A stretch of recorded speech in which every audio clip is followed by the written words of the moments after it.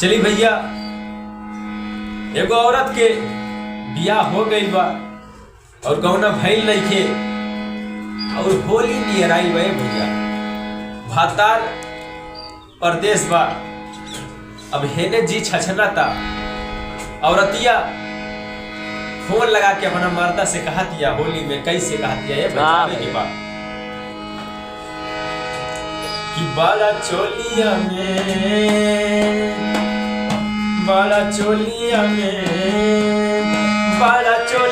में होता गुड गुडिए राजा। चढ़ल फागुन के रात सिहरला सबयान, वो चढ़ल फागुन के रात सिहरला सबयान कि हमर फेल भइल जाता सारा बुद्धि राजा। जय हो। बड़ा चोलिया में, बड़ा चोलिया में होता गुड गुडिए राजा। बड़ा चोलिया में होता गुड गुडिए राजा।